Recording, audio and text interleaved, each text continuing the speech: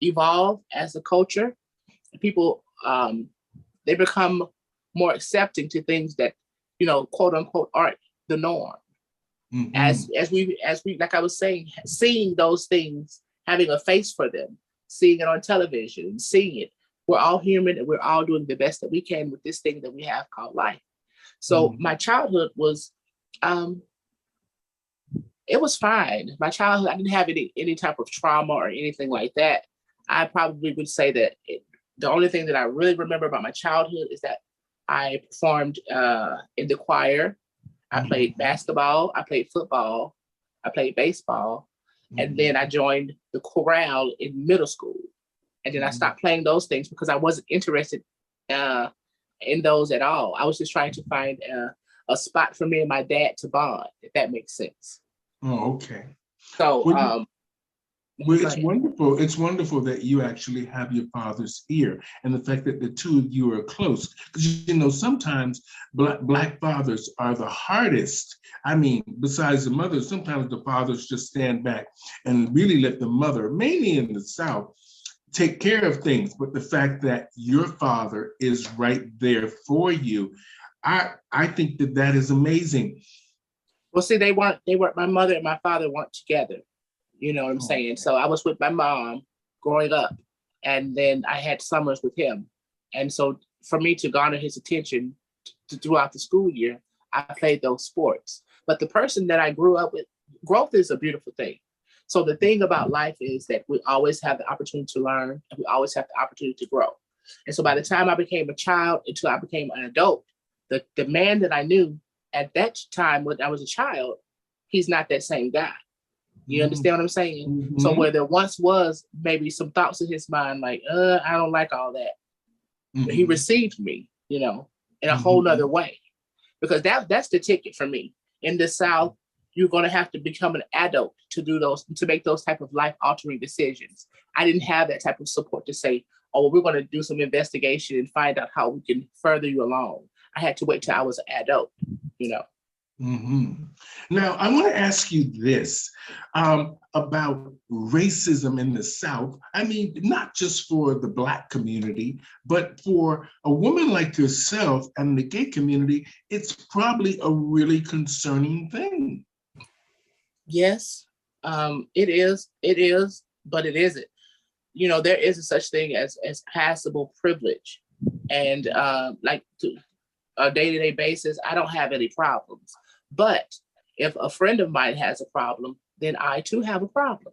And Hmm. so I'll say, more than anything, it's just the racism as a whole. When you're black here in this area, it cannot be it can be hard. It can be difficult, and you'll have to find there is, I'll say this, so there is like things that aren't spoken but understood. And so when you have those types of things, you just kind of stay away from this stuff that can bother you. Hmm. This the people, the areas that can bother you. But as far as me navigating through day to day, I'm blessed that I don't have that problem. But I do know that racism more than anything, because I think that everybody kind of gets it. Everybody has gay family members, everybody has stuff like that, so they're not really tripping about that. But Hmm. as a business person or as a professional, you'll receive some stuff like that. Hmm. Um, and then trying to purchase just different things, you're going to run into those things. Racism is Hmm. yet alive in Alabama. Hmm. Okay, because the reason I'm asking you this is because we want to have a real understanding of what the gay community goes through, whether you're a trans woman or just a cis woman or a gay man in Alabama and Right. just in life. We want the world to understand that racism is alive and well in America, and that these are things that we deal with all the time that keeps the Black community from moving forward and tries to sort of mute us and keep us in control. And this is something that we cannot tolerate or put up with anymore.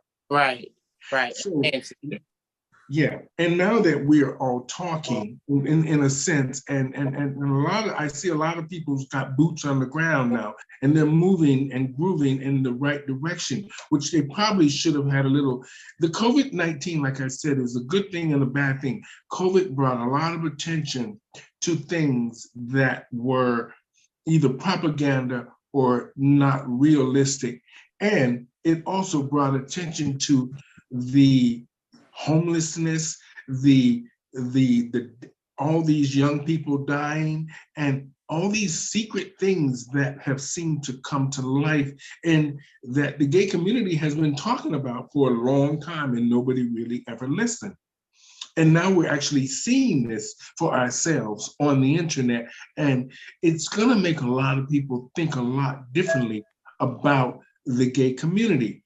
Now, because we want to, it's a good thing that you're showing people that we work, we start businesses, that we're educated, that we go to school, we take care of our children, we take care of our community, we do a lot. And this is stuff that needs to be seen and not just from pictures, because if it's digital, it's not lies.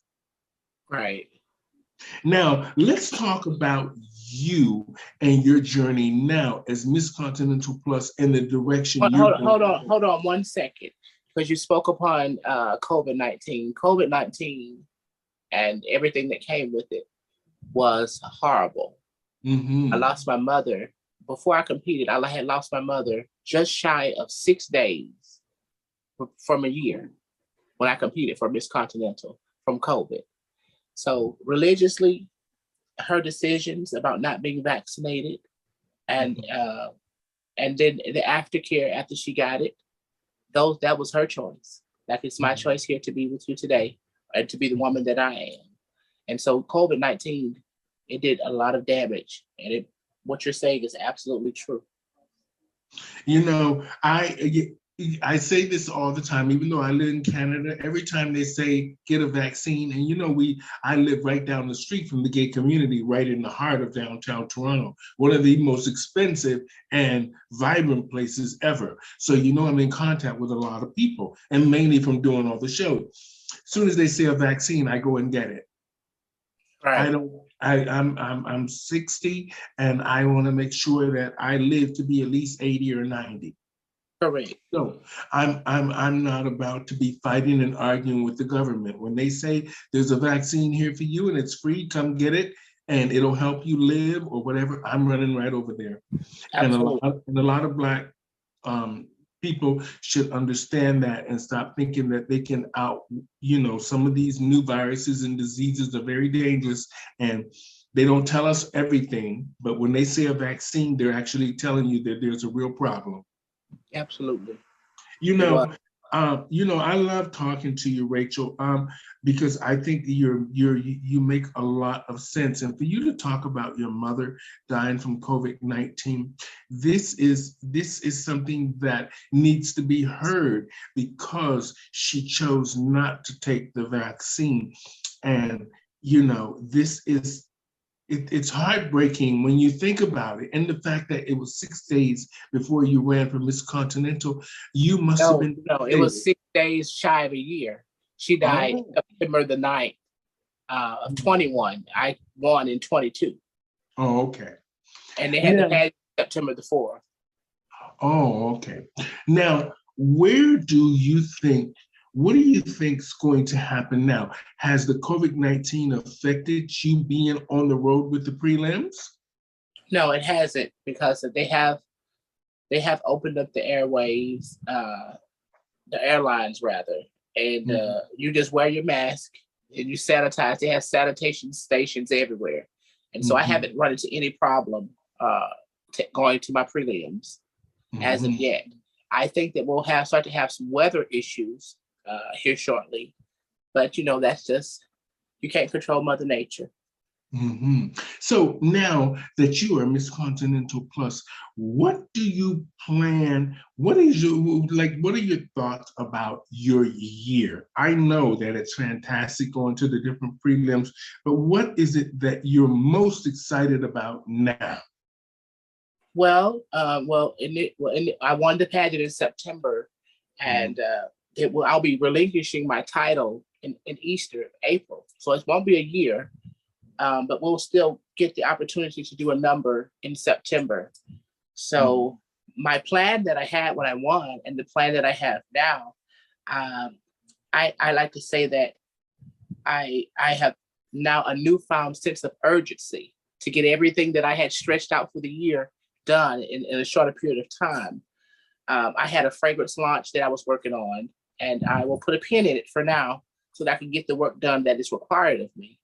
And I think that being the representative, all it does is allow you the opportunity to go places that you don't normally go to, so they can see you, so you can interact with them, you know.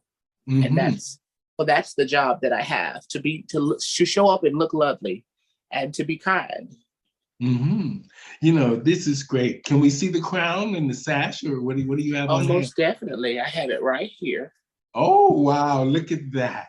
It's beautiful. Thank you so much. Thank you so much. It says Continental. It just says. I have this. Oh, wow. Look at that. Look at that. I won this the night of. And then of course, I have this. I don't know if you can read it. It's legible. Yeah. I don't know if it's legible. We can read it. Yeah, we can read it. No problem. Fabulous. It's fabulous. You know, talking to you today, Miss Continental plus Miss